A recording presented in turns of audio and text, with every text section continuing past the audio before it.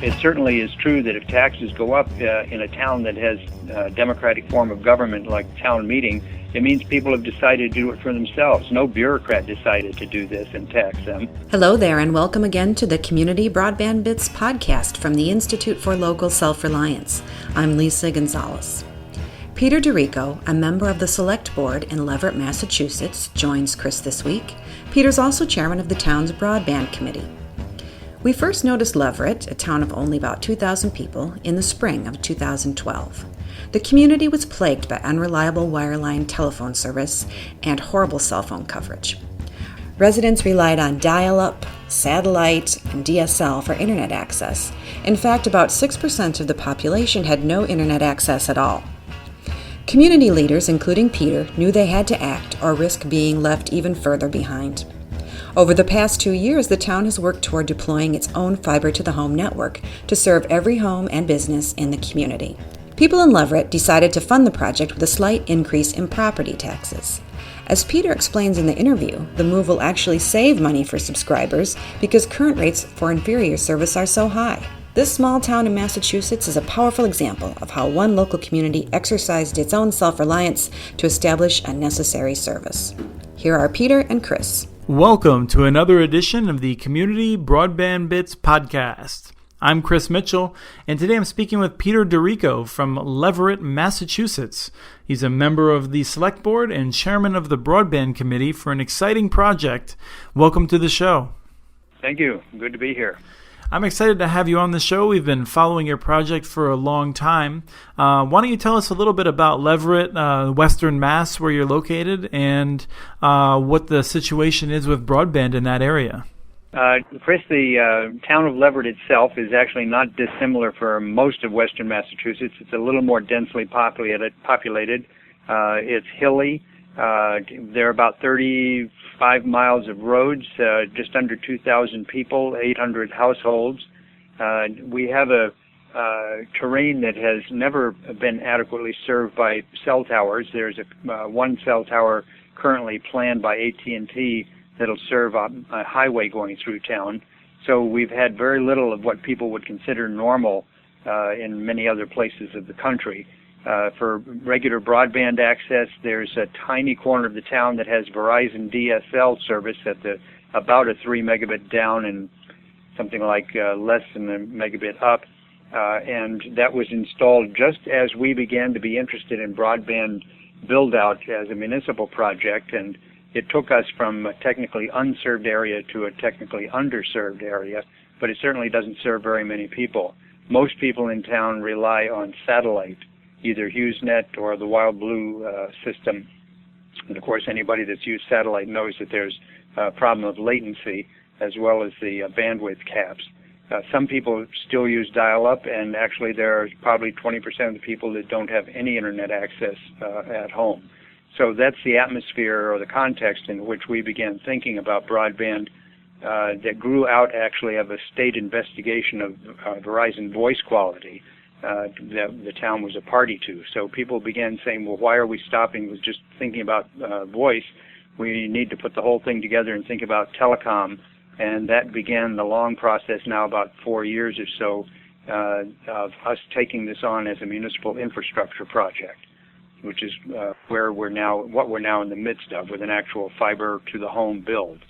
One of the things that's challenging for a community of your size in tackling an infrastructure project is you don't really get the benefit of much larger towns of any economies of scale. So in a second, we'll talk about the fiber project. But first, I'm really curious, how does a town like Leverett finance something like this? The first step was that we were part of a kind of a response to the build-out by the state of the so-called middle mile, the Massachusetts Broadband Institute middle mile, that connected the closest point of presence, which was about 30 miles away from us, to a number of different locations in town. Every town in western Massachusetts has at least one, well, I would say probably at least 2 or 3, called community anchor institutions, where there's now a point of presence from that MBI middle mile project. So that's what made it possible for us to even conceive of this. There's no way we would have been able to build on our own a 30-mile fiber link to Springfield, Mass., which is where it will connect. So when the middle mile was underway, we started figuring out how we would do the last mile. And we decided that it's looking at it as a matter of municipal infrastructure, that it should be treated the same way we would treat roads, schools, fire department, police, etc. And that is that it's built out of the tax base. And we did a lot of homework, a lot of community outreach. We had a committee of people with real expertise, not just cheerleaders for broadband, people who had been involved with capital projects, with telecom networks at the nearby university, people who worked for project development in large corporations. These people lived in town, and we put them on a committee and explored the way in which we could build on top of that infrastructure that would be a tax-financed infrastructure, build a system that would be, in terms of operation and maintenance, would be paid out of subscriber revenue. And so that's where we are. We had a bond, general obligation tax bond of $3.6 million authorized by our town meeting. We still have that real old-style open town meeting here, one of the last actually in the area. And the bond issue passed 90% vote. We needed 3/4, and then the subsequent vote, because of tax laws in Massachusetts, 83.5% on a larger turnout. So we had strong support for the concept of broadband as infrastructure. To jump ahead to the next piece, the Massachusetts law provides something called a municipal light plant, which has the capacity not just to produce power, but to construct telecom facilities. And we created such an entity by, again, a town meeting vote. And that entity, the municipal light plant, once the infrastructure is built, once the fiber optic network is built, that entity takes custody of it and operates it and maintains it. And the cash flow there does not come from taxes. It comes from the people who subscribe. They pay a bill, or they will pay a bill. We're not up and running yet. They'll pay a bill that will include the price for services of telephone and internet to the ISP. We will contract with an ISP, a third party. We're not becoming an ISP. And that ISP will serve everybody. It's not an open access network. But in addition to those fees, they will pay a fee that will cover the costs of running and maintaining the network. So each subscriber will get a bill that includes partly their own services and partly the shared cost of running the network. That's the financial structure. So as a person living in Leverett, if I'm not subscribed to the network, then I would not pay anything. But if I do take service, then I will have a bill that will have two different pieces in it. You will pay something in your tax bill. You'll pay for this just like if you have no kids, but you're going to pay the taxes for the school, or you don't have a car and you're going to pay taxes to keep the roads paved.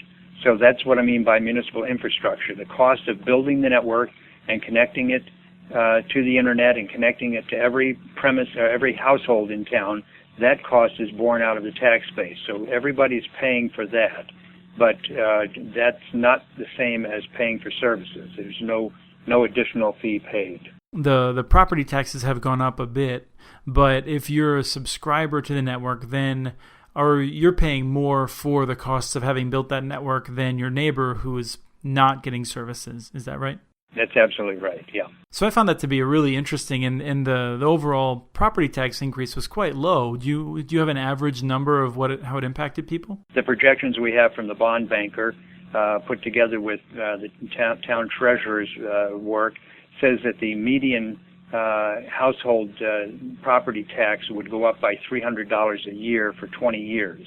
And one of the things that allowed us to sell that was the anticipation of many people that they're going to take the service and that what they're going to end up with is a savings on what they're currently paying. For example, I now pay $90 a month for the highest class of satellite service I can get, and I pay about $60 a month for the phone service I have, so a total of $150 a month. The cost of services we're projecting is going to be somewhere less than $80 for phone and internet, which means that I will be saving $80 a month on the services cost, and that is, I'll be saving more than I'm spending on the additional tax increase. It means if you are subscribing and you currently have internet and telephone service, you're most likely going to be saving money when the end of the year comes around, the out-of-pocket for the tax being more than made up by the savings on the services. That makes a lot of sense. I think you explained it well. And I'll just add that I know in Western Mass there's been a situation with property values for people who don't have access. And frankly, I would expect that the benefits to that were going to be far in excess of the numbers that you've already talked about. Yes, and as a matter of fact, that's one of the key issues that drove this, is that people without, well, not people, since the whole town is in the same boat, the people who have apartments to rent or whole houses to rent or trying to sell their homes are continually stymied by the lack of access. There are a number of people who run up small apartments in town in their sort of accessory apartment in their house who have had for years a stable flow of graduate students from the university who can be tenants. But in the last few years, that has dropped markedly because there are very, very few students who are willing to take a house that does not have internet access, fast internet access. So the real estate market and the rental market are both being enhanced by this. One of the things that I really love about Leverett is I think it shows how a community that chooses to tax itself to build this infrastructure can go about doing it. In the sense that a lot of times when the opponents of these projects want to paint projects as bad or try to get people to think negatively about them, they'll accuse them of using taxpayer dollars, which is frustrating because most municipal fiber projects haven't actually used taxpayer dollars. But I think Leverett clearly shows a way in which increasing your property taxes can materially benefit you significantly in all other aspects of your life. Yes, I think it's really interesting at a time when the larger national conversation was often swamped by people saying government can't do anything, that people in a small town, and this is, there's that Yankee conservatism. It's not like this is a town that's willing to throw money at everything, that a town would say, we think government can do something and we're willing to pay for it. And it certainly is true that if taxes go up in a town that has a democratic form of government like town meeting, it means people have decided to do it for themselves. No bureaucrat decided to do this and tax them. And that certainly is more power over the situation than they get when they're dealing with some corporate entity that says, well, we're not government, we're private, but we have total control over what you're going to pay, and you have nothing to say about it.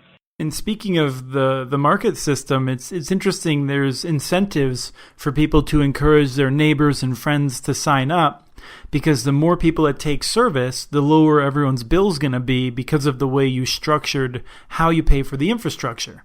And I thought that was a very interesting approach.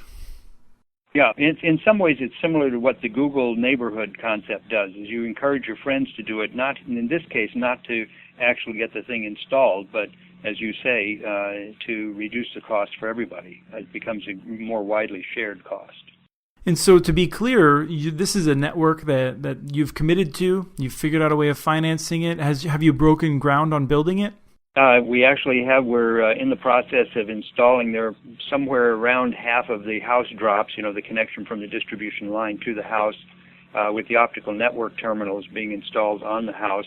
The distribution line itself has not been installed because we're just about a week or so away from getting the final pole licenses from what's called Make Ready, where the pole owners, the utility company and the phone company, have got their wires moved into proper position so there's the code required space for the fiber line to move through. We are very close to having the electronic shelters done. We have 2 points of presence we're building in town where the last mile network in town will connect to that middle mile I was talking about. So yes, we've broken ground in a number of different ways. It's in process, and our aim has been to, since the beginning, to get this thing lit by the end of the year. And every last person who's in Leverett is able to take service if they want from the network. Yep, every house.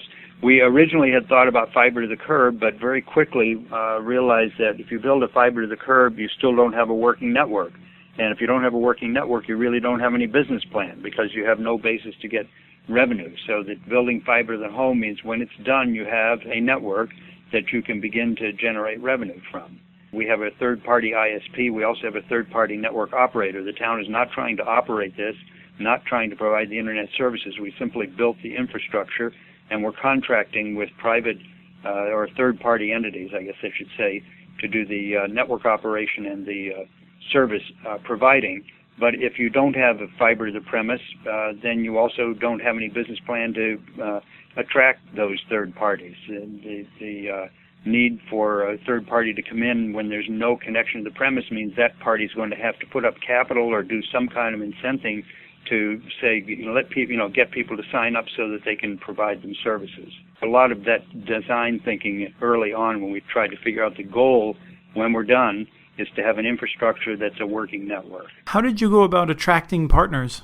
We did the RFP process for the ISPs. We just issued a request for proposals. We evaluated them. We selected one. We interviewed people and selected one. And for the network operator, we did a kind of parallel process. This is with the municipal light plant that I mentioned. The legislation in Massachusetts that allows that entity to be created also allows what's called intergovernmental agreements. So we made an intergovernmental agreement. We negotiated with another municipal light plant in the city of Holyoke Gas and Electric. They have been running a fiber network for about 15 years, providing business class service to a variety of businesses in Holyoke, Springfield, Chicopee, and various other cities and towns in the area. And they have the capacity to operate a network, and we're willing to take on an additional chunk of network. Excellent. We actually did an interview with Holyoke a number of episodes ago. You noted that you had DSL available in an area of town, and there was no cable network. I'm curious how the national broadband map represented your community. Did it get an accurate picture? My own opinion is that those maps are worthless. When we first started looking at this, we were wondering about the category unserved, underserved, because those were affecting what kinds of funding we could expect to attract if we tried to attract it from federal money or otherwise. So an easy place to start was those maps, and immediately became obvious that they don't mean anything because they said that we have broadband access all over town. And it's just, in town, it's sort of a joke. We name, Rat Hollow Road, some strange names, Rattlesnake Gutter. These roads all show on the map as being well covered by cell service. And, of course, the name is sort of, they're real names, but you can make a joke out of it, but because there's absolutely no way you're going to get any communication in those places. Well, thank you so much for coming on the show. I think there's a lot of interesting lessons for other communities, particularly small communities. So thank you for sharing those. Well, you're welcome, Chris. For more details on the project, follow the Leverett tag at muninetworks.org. The town website also offers a large amount of information about the project. Send us your ideas for the show. Email us at podcast@muninetworks.org. Follow us on Twitter. Our handle is @CommunityNets. We want to thank Waylon Thornton for the music. The song is called Bronco Romp, and it's licensed using Creative Commons.